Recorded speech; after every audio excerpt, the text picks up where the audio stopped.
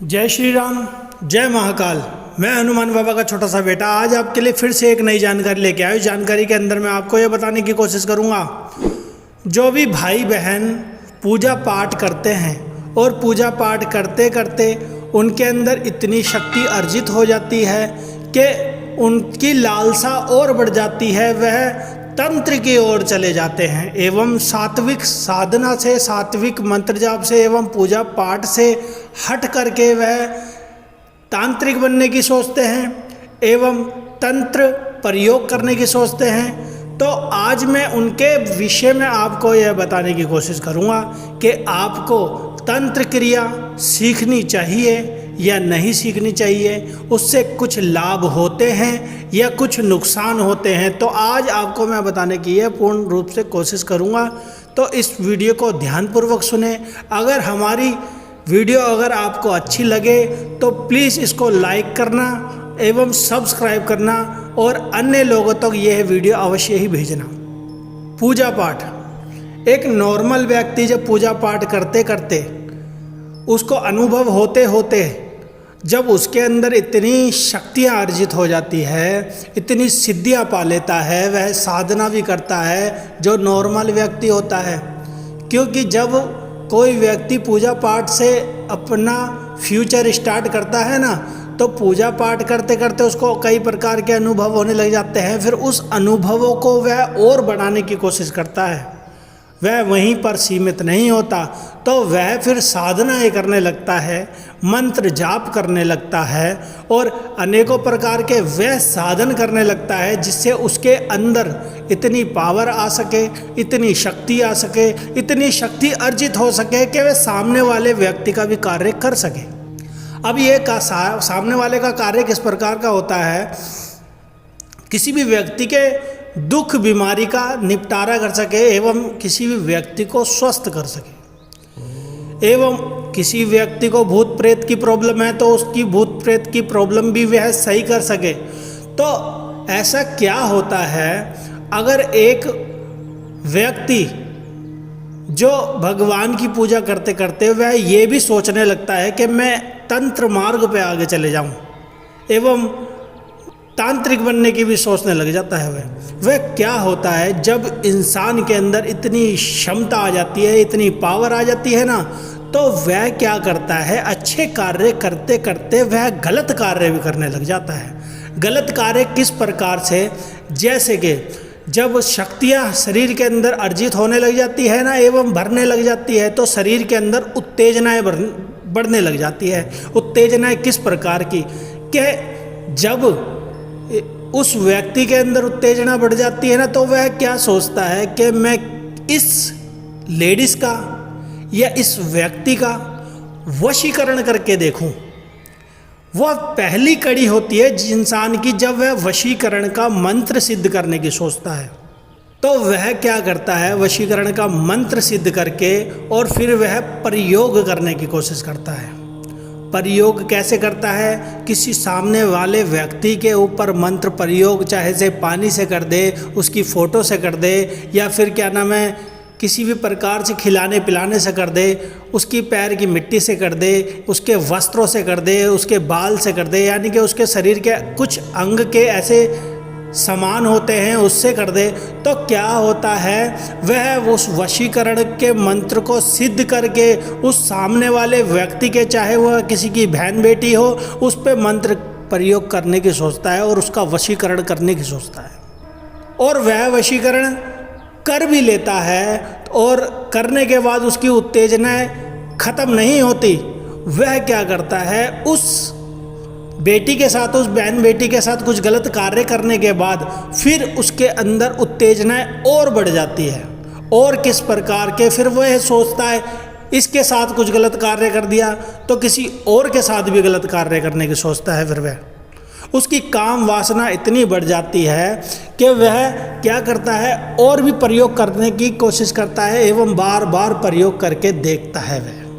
तो इस तरीके से वह तंत्र की लाइन के अंदर चले जाता है। फिर क्या होता है, किसी कारणवश किसी से जलने मात्र से, एवं कई हमारे जीवन के अंदर कई समय ऐसा आता है जिससे कोई सामने वाला व्यक्ति हमारे को किसी भी प्रकार से कुछ शब्द बोल देता है एवं गाली गलौज कर देता है, तो मगर वह भगत जो कि तंत्र क्षेत्र के अंदर आगे जा रहा है, उनको क्रोध बहुत जल्दी आ जाता है, क्योंकि वह सारी मेली शक्तियों का प्रयोग करते हैं, तो इसलिए उनको क्रोध बहुत जल्दी आ जाता है। वह सारी तामसिक शक्तियों का प्रयोग करते हैं तो उनको क्रोध बहुत जल्दी आ जाता है। तो क्या होता है, वह सामने वाले के ऊपर वह यह नहीं देखता यह अच्छा व्यक्ति है या गलत व्यक्ति है। अगर उसको कुछ गलत बोल दिया या उसके साथ कुछ गलत कर दिया तो सामने वाले व्यक्ति के ऊपर मारने तक प्रयोग कर देता है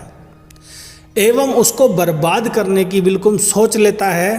तो क्या यह कार्य करना सही है? सोच के देखना कभी भी, यह कार्य करना बिल्कुल सही नहीं है, क्योंकि आप किसी व्यक्ति के ऊपर, चाहे आप किसी से पैसे लेके कर रहे हो या फिर किसी सामने वाले व्यक्ति के ऊपर गलत नज़रों से कर रहे हो या फिर किसी भी कारणवश आप सामने वाले व्यक्ति के ऊपर बुरा कर रहे हो, किसी भी कारणवश आकर के, तो आपको यह नहीं पता आप उस पल उस समय आप उस सामने वाले व्यक्ति के ऊपर कुछ गलत तो कर देते हो, मगर क्या होता है, सीधा सीधा उसके कर्म उठ करके आपके शरीर के अंदर समाहित हो जाते हैं। आप यह सोचते हो कि कुछ भी नहीं होगा, वह व्यक्ति यह सोचता है कि कुछ नहीं होगा, जो करना है मैं मंत्र के जरिए, किसी भी देवता के जरिए, किसी भी भूत प्रेत के जरिए उस सामने वाले व्यक्ति को क्षति पहुंचा दूं, मगर उसको यह नहीं पता होता कि वह कर्म उठ करके उसके शरीर पे आते हैं एवं उसके घर परिवार के अंदर समाहित होने लगते हैं। क्योंकि किसी भी व्यक्ति की, जो सही व्यक्ति होगा, उसकी बद्दुआ अगर किसी को लगती है ना, तो उसका पूरा जीवन बर्बाद हो जाता है। यह आजकल सोचता नहीं है, कोई समझ के नहीं चलता, क्योंकि अगर यह चीज़ समझ के चलेगा ना तो ऐसे कार्य होना ही बंद हो जाएंगे। क्योंकि जो भी व्यक्ति यह गलत कार्य करता है, तंत्र का प्रयोग करता है एवं किसी भी भूत प्रेत का प्रयोग करता है या फिर किसी भी ऐसी चीज़ का प्रयोग करता है, मारण, मोहन, उच्चाटन, विद्रेषण एवं कई ऐसी मेली विद्याएं हैं जिनका प्रयोग करता है किसी दूसरे निर्दोष व्यक्तियों के ऊपर, तो क्या होता है, आने वाली उसकी पीढ़ियां, वह व्यक्ति तो मर जाता है मगर उसको भी मौत सही नहीं मिलती, अच्छी मौत नहीं मरता वह व्यक्ति। तो इसलिए और उनकी जो पीढ़ी होती है एवं वह व्यक्ति तो कर जाता है गलत कार्य, सबों के साथ कर जाता है, मगर जो उनकी नस्लें होती है, उनके बच्चे होते हैं, उनको क्या होता है, वह सारी शक्तियाँ और बद्दुआ उठ करके उनके ऊपर चले जाती है। क्योंकि वह तो लोग भगत नहीं है ना। जो व्यक्ति भगत है वो ये ना सोचे कि उनकी शक्तियाँ, दूसरे व्यक्ति की शक्तियाँ उनके ऊपर ही आएगी, ऐसा नहीं है, उनके घर परिवार के पूरे के ऊपर आती है। तो वह व्यक्ति तो करके चले जाता है, उनके जो घर परिवार के लोग हैं वह भी बहुत कष्ट उठाते हैं। मेली शक्तियाँ उनके घर के अंदर रह जाती है क्योंकि उनके बच्चे उन शक्तियों को भोग नहीं दे पाते, उन शक्तियों की पूजा नहीं कर पाते। तो इस कारणवश उन के घर परिवार में भी बहुत समस्या उत्पन्न हो जाती है। आपने अक्सर देखा होगा, जो भी तांत्रिक हो या फिर कोई किसी तरीके का कोई बड़ा भगत हो जो कि मेली शक्तियों का उपयोग करते थे, आज उनके घर परिवार के अंदर इतनी समस्या उत्पन्न है, इतनी समस्या क्रिएट है, तो उनको समाधान भी नहीं मिल पा रहा और उनका पूरा जीवन भी खराब हुआ और प्लस में उनके पूरे परिवार का भी जीवन खराब हुआ। तो ऐसा करना चाहिए या नहीं करना चाहिए? ऐसा नहीं करना चाहिए। केवल और केवल इंसान को, मनुष्य को भगवान को याद करना चाहिए, भगवान की पूजा पाठ करनी चाहिए और भगवान के दिखाए हुए मार्ग पे चलना चाहिए, जिस मार्ग पे चल करके खुद तो वह व्यक्ति पार होए संसार से एवं इस शरीर से उस परमात्मा में लीन होए और कुछ ऐसा कार्य करके जाए वह व्यक्ति कि उसकी 7 पीढ़ी तक उनको हर कोई इतना प्रेम करे, इतना स्नेह करे और भगवान उन पे इतनी कृपा करने लग जाए। क्योंकि जब कोई व्यक्ति भगवान का प्यारा बन जाता है ना, जब वह भगवान के लोक में जाता है और भगवान के साथ में रहने लगता है एवं भगवान के अंदर समाहित हो जाता है, तो भगवान क्या करता है, उसके परिवार का भी ध्यान रखता है, जो पीछे परिवार होता है, एवं उसके 7 पीढ़ियों को भी तार देता है वह भगवान। और वह व्यक्ति अगर जो पूरे नेक नीति से उस भगवान की कृपा प्राप्ति करता हो, भगवान का भजन करता हो, उनका सिमरन करता हो, उनका नाम जाप करता हो, उस व्यक्ति का पूरा परिवार को भी तार देता है वह एक व्यक्ति। तो मेरा कहना बस यही है, जो भी भाई इस वीडियो को सुन रहे हैं वह पूजा पाठ करें, भगवान का नाम जाप करें, भगवान का ध्यान लगाएं और हर एक व्यक्ति से भगवान की चर्चा करें एवं रामायण का पाठ करें, शिव शंकर का पाठ करें, शिव पुराण का पाठ करें, ऐसे अन्य कई ग्रंथ हैं उनका पाठ करें, भगवत गीता का पाठ करें अपने पूरे परिवार के साथ बैठ करके। आप यह देखोगे आने वाले समय में अनेकों प्रकार की ऐसी दिव्य ऊर्जाएं आपके घर के अंदर आने जाने लगेगी। आप यह सोच भी नहीं सकोगे। आपके पूरे परिवार की समस्त दृष्टियां खुल जाएगी। आप उस भगवान को अपनी आंखों से देख सकोगे और जन जन के अंदर उस भगवान का प्रचार कर सकोगे और हर एक व्यक्ति को, हर एक मनुष्य को उस भगवान का नाम जाप करने का भी आप रास्ता दिखाओगे। तो मेरा उद्देश्य बस यही था आपको समझाने का।